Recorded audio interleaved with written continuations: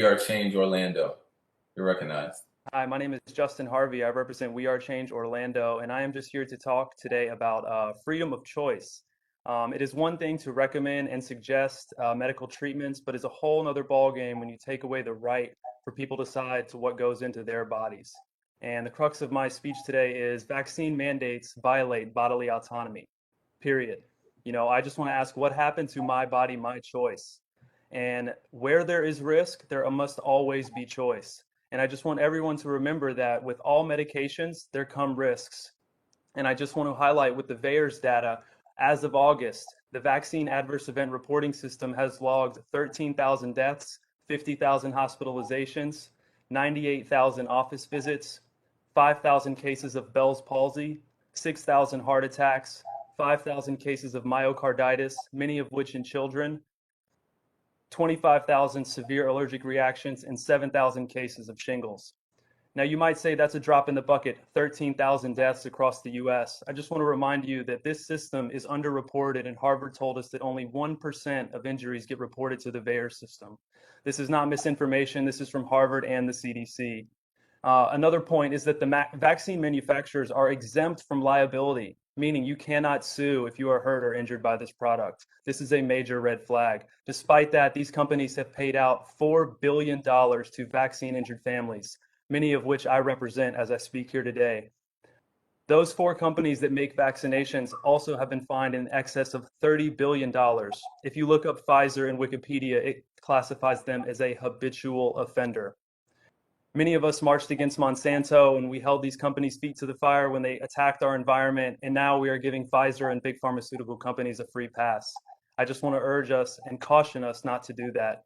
And again, when it comes to mandates coming down, the vaccine is not designed to, and it is openly admitted that it does not prevent the spread.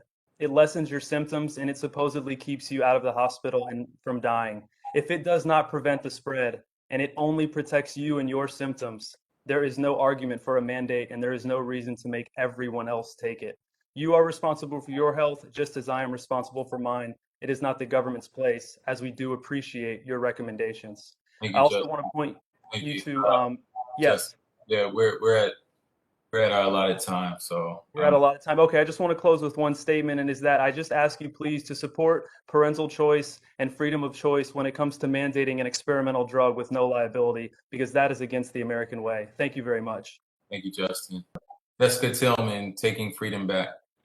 You're recognized. We're gonna go to 2 minutes, everyone, because we're past 5 o'clock. We still have a number of people to speak. So 2 minute time limit. Go ahead, Jessica. Can you hear me? Yep, go ahead. Awesome. My name is Jessica Tillman. I am a Seminole County resident. While I am not an Orange County resident, Seminole does indeed look at what Orange does when making decisions for us. The representatives of this state of Florida in general need to start listening to your constituents. I know for a fact that you are receiving phone calls and emails asking you to call a special session to work on mask and vaccine discrimination legislation. I am one of the many reaching out to you on a daily basis. We, the people, want to know why you are not doing this. We will not be ignored any longer. We are tired of say something, do nothing politicians, and we expect our representatives to protect our rights as Floridians and as Americans. You are allowing citizens to be discriminated against based on medical status, and it is wrong. You are allowing medical professionals to be terminated for making an educated medical choice over an EUA, invasive medical procedure. You are allowing veteran firefighters to be terminated based on medical status. You are allowing a tyrannical mayor to mandate county employees to take an experimental shot. You are allowing discrimination procedures for school staff and students. When does it stop? When are you going to say enough is enough? Discrimination is never okay. We have discrimination laws. So why is it ever okay to force citizens to make a medical decision they don't agree with? As Americans, we have the freedom of choice. With over 13,000 deaths from the shot, where there is risk, there must be choice. Please call for a special session now to fix this. Thank you. Thank you guys so much for having me here. My name is Melissa. I am a small business owner in Orange County for the last 20 years. I'm a mother to a 7-year-old son. I'm one of the executive board members of the grassroots organization Florida Freedom Keepers. As a state chapter with over 5,500 members, we are a civil liberties and medical freedom organization. We are a part of Freedom Keepers United, which is in 48 states, 16 countries with over 56,000 members. We oppose vaccine mandates. Today, I will be publicly requesting that you encourage Chris Sprouse and Wilton Simpson to call this special session to ban vaccine mandates and mask mandates as they violate the U.S. Constitution, the Florida Constitution, and the Parental Bill of Rights, House Bill 241. As you took an oath to uphold those fundamental laws, I request that you encourage. We can see throughout the state how these mandates are affecting our children, families, and livelihoods. Yesterday in downtown Orlando, I stood arm in arm with over hundreds of firefighters that are advocating for their medical freedom as they are being forced, coerced, and terrorized to get an experimental product. Where there is risk, there must be choice. US to date, the COVID experimental product has over 623,341 reports, 13,627 deaths, 1,671 miscarriages, and on, as you've heard previously. Where are the lawmakers standing beside our firefighters and first responders for medical freedom of choice? We did have one House rep, Anthony Sabatini, show up yesterday in support, and he doesn't even work in Orange County. Thank you for, is that my time? Yes, it is. Thank you for your time. Thank you. Julia Quint, you're right. Mr. Chair, I just want to go ahead and make sure that we get on the record that theirs is a passive reporting system. Any person can report an adverse reaction to a vaccine or deaths. It's not fact-checked. And we have not seen 12,000 people died from COVID vaccinations. That's false information. I just wanted to push back on that. Thank you. Thank you. Julia Quint. Mr. Chair, I have a question for Melissa. Yes. Hello. Have you contacted Senate President Wilton Simpson or House Speaker Chris Sprouse? They are in the majority. Yes, we have. Talking to a delegation here, we're a significant minority. And if there is a special session and you want to advocate that, that would be my recommendation in terms of where you would begin. Have you contacted those individuals? Yes, we have. And thank you for the recommendation. And that's why we reach out to you, because of your influence and your encouragement for the Speaker of the House to call that special session. And just for his comment, VAERS is an actual reporting system through the CDC. It's been around for 30 years. It's not like a Google document. It is verified facts. So please understand your facts when it comes to VAERS. Thank you. Julia Quint, vaccine. Julia Quint, you're recognized. All right, thank you for this opportunity to speak with you all today. My name is Julia. I'm a business owner, a medical freedom advocate, and most importantly, a wife and a mother of 4 young boys. 4 young boys who are on the precipice of growing up in a country that will be very different than the one that you and I grew up in. President Ronald Reagan is famous for his speech about the fragility of freedom. He once said, and I quote, "Freedom is a fragile thing, and it's never more than 1 generation away from extinction. We didn't pass it to our children in the bloodstream. It must be fought for, protected, and handed on for them to do the same. Or one day we will spend our sunset years telling our children and our children's children what it was once like in the United States where men were free." Never have these words felt so urgent to me. Never have they rang so true. As I see our freedom slipping away daily in the name of safety, science, and for the greater good.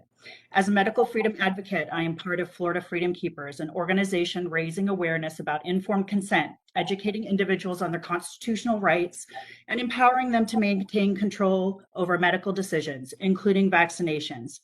As a mission statement, it sounds clean and polished, but nothing about what is happening today with medical freedom or lack of is clean and polished or right. Mayor Demings recently issued an unconstitutional vaccine mandate for Orange County employees. Get the vaccine or be fired. And it seems that each of you are willing to stand by silently as 500 Orange County firefighters are on the verge of losing their jobs because of their choice to say no to the COVID vaccine. What happened to my body, my choice? It seems it no longer applies when speaking about a rush to market newly approved mRNA vaccine. Many in the general population are unaware, but vaccine manufacturers have long been protected from liability, first under the National Childhood Vaccine Injury Act, which has paid out more than $4.1 billion, and more recently under the PrEP Act, signed in 2005, these same manufacturers will be protected from liability of their fast-track products during a declared pandemic. This means if you are injured, disabled, or die, there is no recourse, and that's a fact. These first responders take care of their bodies and make personal choices to maintain their health so that... You reached your time. I do appreciate it. I'm sorry, I thought we got 3 minutes. No, it's been reduced to 2 because of the time and the amount of speakers. Well, so many of the other individuals got 4 or 5. Well, we're near Can the I finish end. my statement, please? I have about 30 seconds left. 15. Go ahead. These first responders take care of their bodies and make personal choices to maintain their health so that they are ready to save your body when the time comes. Ask yourself why these men and women are willing to risk their jobs and their livelihood to stand up and say no. These brave heroes show up in others' times of need and are witness to vaccine injury and death firsthand, have worked tirelessly over the past 18 months without a vaccine or a vaccine mandate, and were hailed as heroes. Why should that change? They should get to decide what goes into their bodies. Are you prepared for the consequence of this mandate? What will you do when the fire department is 500 first responders short because they refuse to comply? What will you do if any of these first responders are injured by the vaccine and can no longer work? What will the Orange County community do when there are not enough heroes to put out their fires? This is blatant medical discrimination, and it's wrong. Thank you. Thank you. Thank you. Have a good day. All right. Who's next? Brittany Walker, you're recognized. For those of you who can see the chat, I think that's maybe just for the panelist who talks about bears, and it has been, sorry, that anyone can report these vaccine deaths, and it has not been confirmed or deemed casual by the CDC. That is a report by Reuters, and so I just wanted to put that out there. That article is in the chat for those of you who missed that. Brittany Walker, Protect Central Florida. You're recognized. Good afternoon. And before I get started, I just want to say thank you to all the representatives who don't necessarily support our medical freedom argument that are still listening and willing to ask questions about that. So with that being said, my name is Brittany Walker.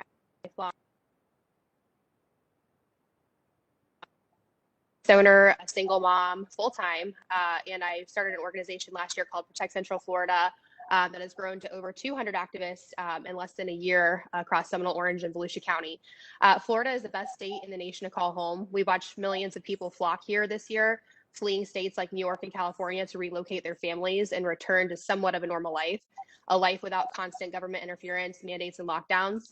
I'm here today to address the undeniable truth that our country and even our local communities here in Florida are rapidly transforming into something totally unrecognizable. Propaganda and especially political party division is at an all-time high. Our children have lost their right to breathe freely and share their smiles at school. Public servants and local employees are being terminated for exercising their medical freedom. And I think it's time to finally ask the question, when does it end? How much longer until Florida is no longer a safe and free state for others to flee to? Will our kids ever get to enjoy the same liberties and freedoms that we grew up with? I'm asking this panel because only you guys can answer those questions. You are the leaders that we've elected to represent us, and only you have the power to restore freedom and save our communities from the disaster that I believe is being created. I just want to specifically request that you all consider co-sponsoring House Bill 6009, which was filed last week to amend Statute 381 to remove Florida's forced vaccine laws during state of emergency. Most people don't even realize that in Florida and during a state of emergency, the state health officer can step in and force vaccinate anyone at their will, with or without consent. So I'm just asking that all of you consider that. This is not a partisan issue. This is a simple medical freedom issue, which I believe should not fall on party lines. I believe that we should all be fighting for and protecting our individual liberties. So lastly, I'm asking all members of legislature to demand an emergency session immediately to ban the medical mandates being abused by these large corporations, public schools, and even local government municipalities. Montana recently stepped up to defend individuals' medical freedom, and I expect nothing less from our Florida representatives. I just believe it's time to put political parties aside, stop dividing issues into left versus right, do things for the greater good of people, not solely for party. And finally, I just think it's time to trust in our citizens again to make their own medical decisions and assume responsibility of their own health. Thank you guys so much. Thank you. Drake Wertz, You have 2 minutes. Thank you, Mr. Chairman. I appreciate the opportunity to speak today. I appreciate every member of this delegation, and I genuinely thank you for your commitment to public service. I come before you today as a father of 3 young children, a resident of Altamont Springs, a business owner who does quite a bit of business in Orange County, and also as a 2022 candidate for state representative in District 30.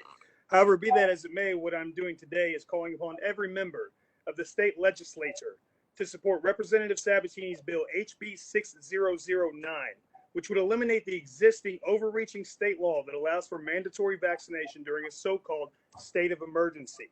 You all took an oath. You swore to God to defend the Constitution of the state of Florida and the Constitution of the United States, to protect the pursuit of life, liberty, and the pursuit of happiness.